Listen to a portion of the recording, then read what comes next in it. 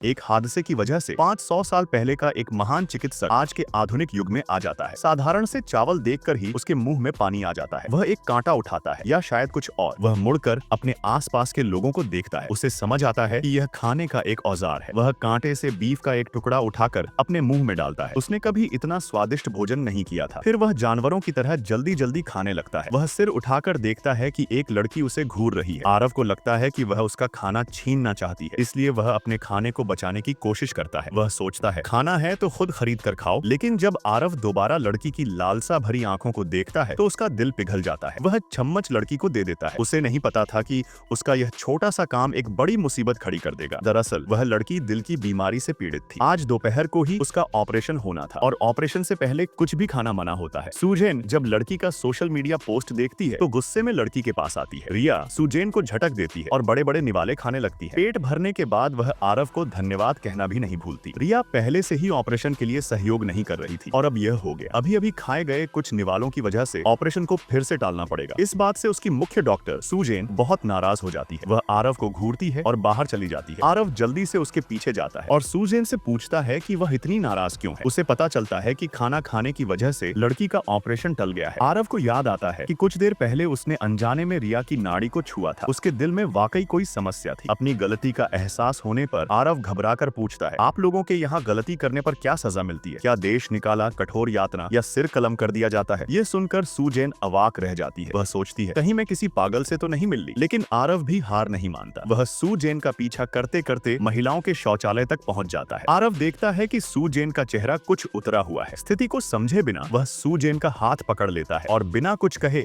उसकी नाड़ी जांचने लगता है। लेकिन सुजेन एक मार्शल आर्ट्स मूव से उसे काबू कर लेती है। इसके बाद सुरक्षा गार्ड उसे उठाकर सीधे बाहर फेंक देते हैं। तभी रिया ताजी हवा के लिए बाहर आती है और उसे देख लेती है। आरव रिया को बताता है कि वह प्राचीन काल से समय यात्रा करके आया है और यह भी कि वह एक महान चिकित्सक है। यह सब ऊपर की मंजिल से सुजेन देख रही होती है। उसे लगता है कि आरव फिर कोई नई मुसीबत खड़ी करने वाला है, इसलिए वह तेजी से सीढ़ियों से नीचे भागती है। जब रिया भी सुजेन को देखती है जो अपना इलाज बिल्कुल नहीं करवाना चाहती थी, वह आरव और सुजेन को बात करते देख जानबूझकर अपनी व्हील चेयर को सीढ़ियों से नीचे धकेल देती है। सौभाग्य से आरव की नजरें और हाथ बहुत तेज थे और उसने नाजुक मौके पर अपने शरीर से उसे गिरने से बचा लिया। रिया ने ऐसा इसलिए किया क्योंकि वह जानती थी कि उसकी बीमारी ठीक नहीं हो सकती। वह अपने परिवार पर और बोझ नहीं बनना चाहती थी। इसके बाद वह चुपके से आरव की सुइयों का डिब्बा चुरा लेती है और जानबूझकर आरव को अपना पीछा करने के लिए उकसाती है। लेकिन उसे जन्म से ही दिल की बीमारी थी। वह बिल्कुल भी तेज दौड़ भाग नहीं कर सकती थी। कुछ ही देर में रिया आगे का पार्ट जानने के लिए इस वीडियो पर 1 लाख व्यू आते हैं, तो मैं इसका अगला पार्ट जरूर लेकर आऊंगा।